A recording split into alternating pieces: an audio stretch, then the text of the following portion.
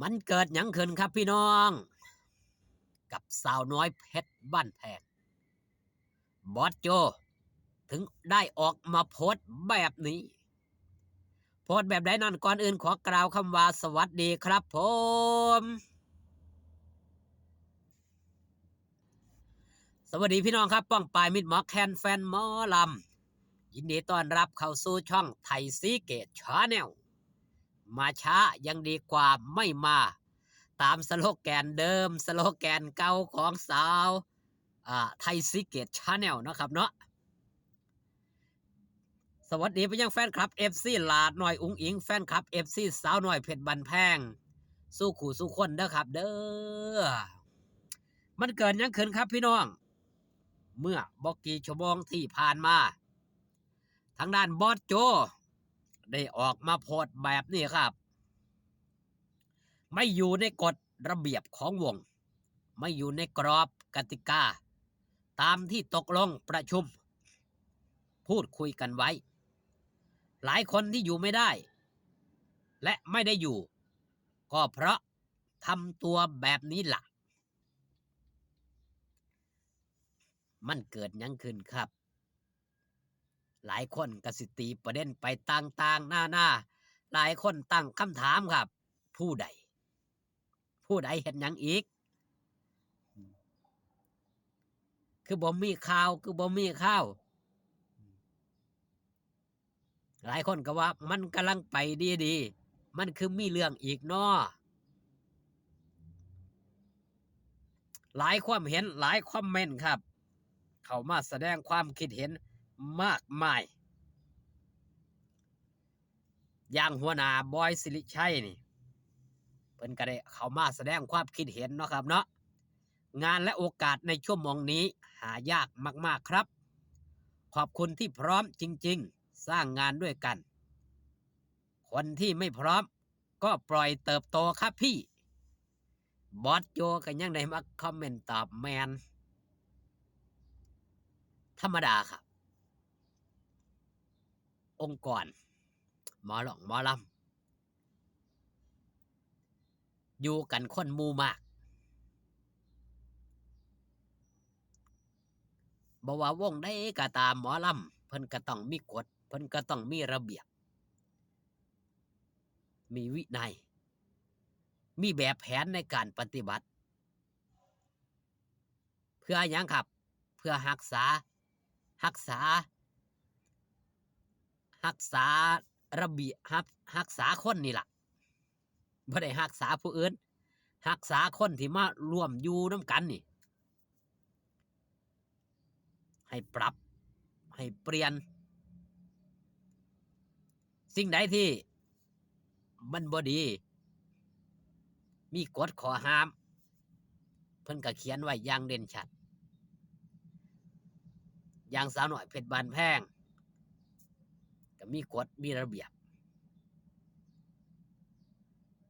คณะอื่นๆเพิ่นก็มีกฎมีระเบียบเช่นเดียวกันครับเพราะว่าคณะใดเพิ่นก็ต้องมีกฎเพิ่นก็ต้องมีระเบียบผู้ใดบ่เฮ็ดนำผู้ใดบ่เฮ็ดตามอันดับแรกเพิ่นก็บ่ได้ว่าถ้าบ่ร้ายแรงอีหลีนี่เชื่อได้เลยว่าเพิ่นบ่ได้ปล่อยหนีไปง่ายๆครับเพิ่นบ่ตัดสัมพันธ์เพิ่นบ่ว่าผิดแล้วเจ้าออกไปโลดมื้อนี้มื้อนั้นบ่แม่นครับบอสโจบ่แม่นคนแบบนั้นเพิ่นให้โอกาสคนผิดครั้งแรกมาเว้ามาจากันตักเตือนถ้าบ่ร้ายแรงอีหลีนี่ถือว่ามีเรื่องร้ายแรงนี่เข้ากับพี่น้องผมผู้ใดได้ติดตามมานี่ทางด้านสาวน้อยเพชรบ้านแพงนี่บ่ได้ไล่คนออกง่ายๆครับ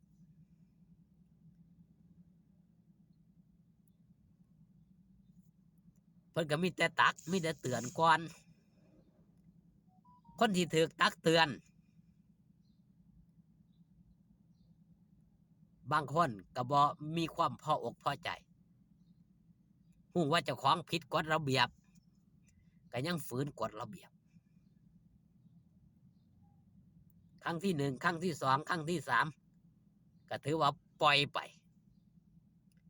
สิ่งเหล่านี้ครับมันเป็นมาตรฐานอยู่แล้วสำหรับองค์กรหรือบริษัทต่างๆสิ่งที่มันเกิดขึ้นครับแม่นหยังเพิ่นได้ออกมาโพสต์เพื่อตักเตือนคนอยู่ในองค์กรเพื่อให้หยังครับเพื่อให้คำนึงถึงกฎระเบียบสิ่งที่ต้องเฮ็ดสิ่งที่ต้องทำสิ่งที่ต้องปฏิบัติแม่นหยังจังต้องประชุมบ่อยๆการประชุมกันเนืองนิดน่ะเป็นสิ่งที่ดีสิ่งใดที่มันขาดตกบกพร่องสิ่งใดที่มันควรแก้ไขมันก็สิได้รับการแก้ไขอย่างทันท่วงทีบ่ได้ปล่อยเวลาไปเนิ่นช้าเนิ่นนานตามหลักสารานิยธรรม7ประการคือมันประชุมกันเนืองนิด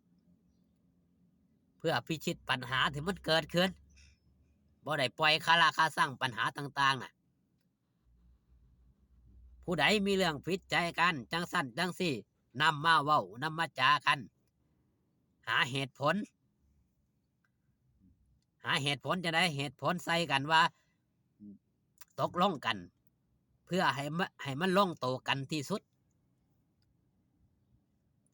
สร้างความหักสร้างความสมัครสมานสามัคคีให้เกิดขึ้นในองค์กรผู้ใดเฮ็ดดีกับองค์กรมีแต่ความเจริญก้าวหน้าบางคนก็เอาอุ๋งอิงเข้ามาเป็นตัวอย่างบุคคลตัวอย่างบ่ฝืนกฎบ่ฝืนระเบียบรักษามาตรฐานของตัวเจ้าของเอง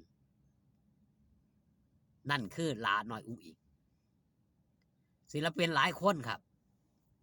เขามาอยู่ในสาวน้อยเพชรบานแพงถือว่าเป็นหมอลำที่มีชื่อเสียงและก็มีชื่อหยังครับชื่อมากมายที่จับจ้องถ้าเจ้าเฮ็ดผิดเจ้าก็ถือคนมากมายเขามาเว้าเขามาว่าเขามาตักมาเตือนมันเป็นสิ่งที่ดีครับมันเป็นคือกระจกส่องให้เฮาเฮ็ดว่าเฮาควรปฏิบัติจังใดเฮ็ดจังใดนั่นคือความหมายที่เป็นที่เข้าใจของไทยสีเกต Channel ที่บอสโจเพิ่นได้ออกมาโพสต์เนาะเอาสำหรับคลิปนี้ฝากตอนเอาไว้แต่เพียงสำนี้ครับพ้อกันคลิปหน้าสบายดีครับผม